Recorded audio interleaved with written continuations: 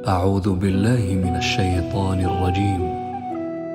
بسم الله الرحمن الرحيم.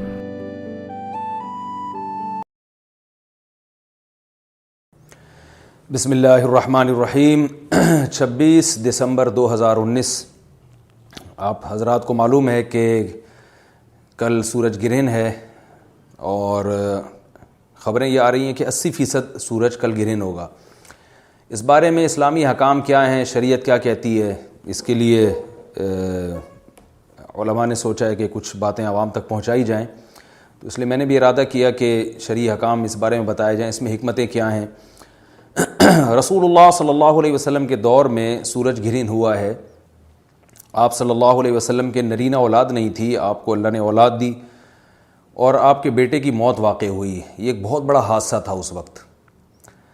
کیونکہ عرب میں نرینہ اولاد کی بڑی ویلیو تھی. آپ صلی اللہ علیہ وسلم کو اللہ نے بیٹیاں دیں، بیٹا نہیں دیا، اور بیٹا دے کے اٹھا لیا، تو ایک بہت بڑا واقعہ تھا. اور اللہ کی قدرت کے اسی دن سورج بھی گرہن ہو گیا.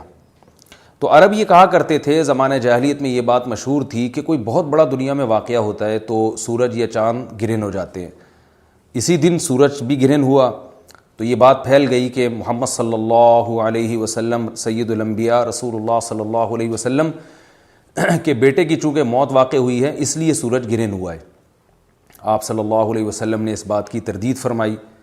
اور آپ نے فرمایا ان الشمس والقمر آیتان من آیات اللہ لا ينکسفان بموت احدہم،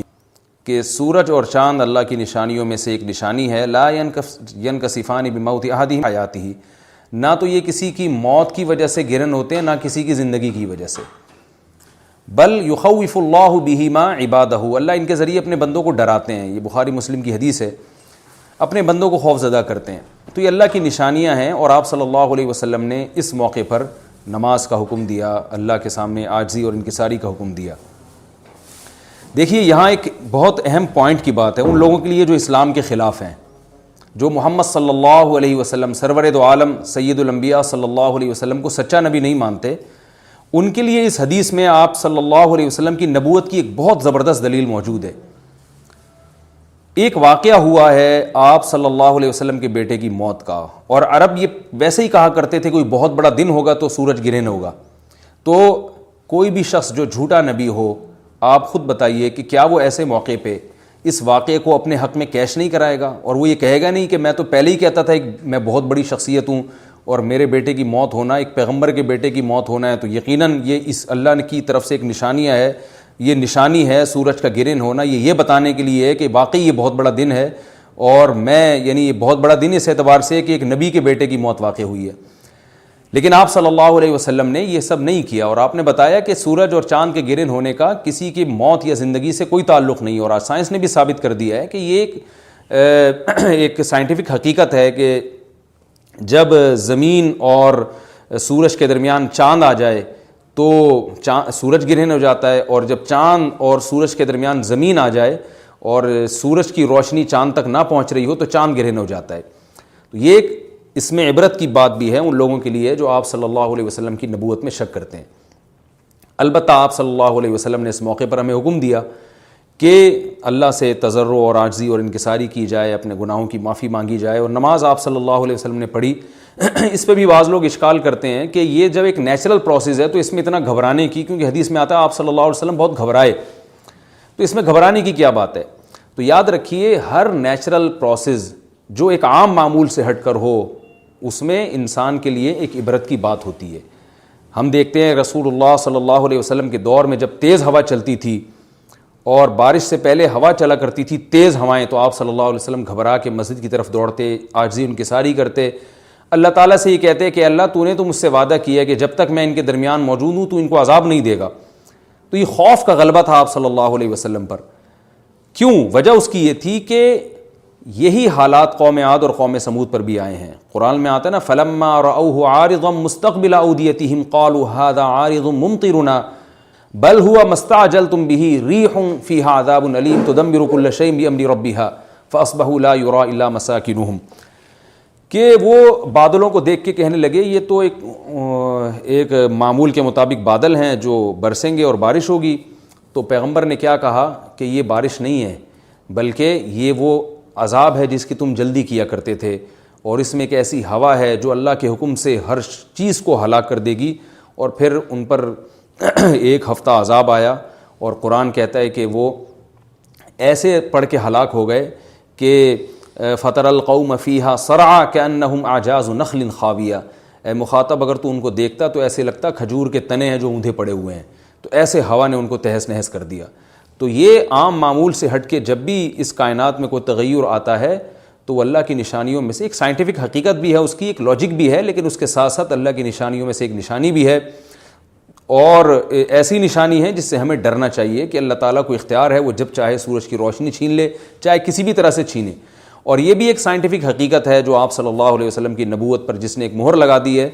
کہ سورج اور چاند کا گرہن ہونا، اگرچہ اس کی ایک لاجک ہے کہ چاند سورج کے سامنے آ جائے تو سورج گرہن ہو جاتا ہے، لیکن اس بارے میں جو ہماری تحقیق ہے، جو سائنسدان کہتے ہیں کہ یہ وقت یعنی خطرے کا وقت ہوتا ہے، سورج سے ایسی خطرناک ریز نکلتی ہیں جو نقصان کا سبب بن سکتی ہیں، تبھی بعض حضرات سورج کی طرف دیکھنے سے بھی منع کرتے ہیں، اور یعنی نظام میں تھوڑی ایک عام نارمل روٹین سے ہٹ کے اس کائنات کا نظام چلتا ہے، تو اس لیے یہ اس کائنات کے لیے، زمین کے لیے ڈینجرس ہو سکتا ہے، اور جو گریوٹی اور جو کشش کا نظام ہے اس میں بھی خلل واقع ہوتا ہے۔ تو ایسا نہیں ہے کہ یہ بالکل ایک نارمل کنڈیشن ہوتی ہے اور اس کا کوئی نقصان ہی نہیں ہے، یہ بالکل غلط ہے، اس میں نقصان کا بہرحال خطرہ ہے، اور اس بات کا امکان موجود ہوتا ہے کہ قدرت انسانوں سے انتقام لے یا انسانوں کو نقصان پہنچائے۔ اور ویسے بھی جن کے دلوں میں اللہ کا خوف ہوتا ہے وہ تو ویسے ہی اللہ کے وَهُم مِّن خَشْيَتِهِ، قرآن مجید میں اللہ تعالیٰ کے ارشاد ہے کہ مشرکین بار بار یہ سوال پوچھتے تھے قیامت کب آئے گی کب آئے گی، اللہ فرماتے ہیں لیکن جو مومنین ہیں ان کو اس سے غرض نہیں ہے کہ کب آئے گی، والذین آمنوا مشفقون منها، وہ تو قیامت سے گھبراتے ہیں کہ پتہ نہیں ابھی نہ آ جائے۔ تو جس کے دل میں اللہ کا خوف ہوتا ہے اس کے زندگی گزارنے کا طریقہ کچھ اور ہوتا ہے، وہ بات بات پہ اللہ سے ڈرتا ہے، اس کو اللہ سے ڈرنے کا بہانہ چاہیے، اس کو توبہ کا بہانہ چاہیے۔ تو اس بحث میں پڑھنا کہ یہ تو ایک لاجیکلی ایک سورج کی روشنی غائب ہو جائے گی، وہ ٹھیک ہے، یہ سائنسدانوں کا شعبہ ہے کہ کیوں غائب ہو رہی ہے، ماہرین فلکیات کا شعبہ ہے، لیکن اہل ایمان کا جو کام ہے اس موقع پر، ان کا جو وظیفہ ہے وہ یہ کہیں کہ اللہ کی نشانیوں میں سے ایک نشانی ہے، اللہ اپنی قدرت دنیا میں دکھاتا ہے کہ میں یہ بھی کر سکتا ہوں چاہے کسی بھی طریقے سے کروں، تو ہمیں اس موقع پر بہرحال اللہ کے سامنے جھکنا چاہیے، اپنے گناہوں سے معافی مانگنی چاہیے، اور وہی عمل کرنا چاہیے جو رسول اللہ صلی اللہ علیہ وسلم نے ہمیں بتایا ہے۔ اور اس بارے میں جو توہمات پھیلے ہوئے ہیں اس سے بھی ہمیں اجتناب کرنا چاہیے، جیسے نبی صلی اللہ علیہ وسلم نے عربوں کے وہم کو دور کیا ہے، بھائی اس کا کسی کی موت اور زندگی سے کوئی تعلق نہیں ہے، تو اسی طرح آج کل لوگوں میں ایک سورج اور چاند گرہن ہونے کے بارے میں وہم بھی بہت ہے کہ پتہ نہیں کیا ہو جائے گا، حاملہ عورتیں نہ نکلیں، فلانا نہ کرے اور فلانا خربوزہ نہ کھائے، اس موقع پر کسی نے تربوز کھا لیا تو یہ ہو جائے گا، الٹی الٹی باتیں پتہ نہیں کیا کیا مشہور ہیں، یہ خربوزے تربوز کی تو میں ویسے ہی مثال دے رہا ہوں۔ تو کوئی بھی چیز جب کہنی ہو تو پوری طرح سے اس کی ریسرچ کریں۔ مجھے نہیں پتا حاملہ عورت کو فائدہ ہوتا ہے نقصان ہوتا ہے سورج گرہن ہونے سے، لیکن اگر نقصان بھی ہوتا ہے تو اس کی کوئی مستند دلیل ہونی چاہیے آپ کے پاس، ایسے ہی سنی سنائی باتیں آگے نقل نہ کریں۔ تو بہرحال ہمیں جو کرنے کا کام ہے جو رسول اللہ صلی اللہ علیہ وسلم نے بتایا ہے وہ کام بخاری اور مسلم کی حدیث کے مطابق نماز ہے، انفرادی بھی ہے، جماعت سے بھی ہے، مستحب یہ ہے کہ جماعت سے نماز پڑھی جائے مسجد میں یا کسی بھی میدان میں، اور 2 رکعتیں امام پڑھائیں گے اور اس میں سرن تلاوت بھی کر سکتے ہیں، جہری تلاوت بھی کر سکتے ہیں، دونوں رائے ہیں علماء کی۔ آج کل جہری کو اس لیے ترجیح دی جاتی ہے کہ صلاۃ کسوف میں جو رسول اللہ صلی اللہ علیہ وسلم کی سنت ہے وہ لمبی نماز ہے، تو لمبی نماز پڑھیں گے تو اگر آپ آہستہ آواز سے پڑھیں گے تو لوگوں کو تھکاوٹ کا احساس زیادہ ہوتا ہے، جہری پڑھیں گے تو تھکاوٹ کا احساس کم ہوتا ہے، تو اس لیے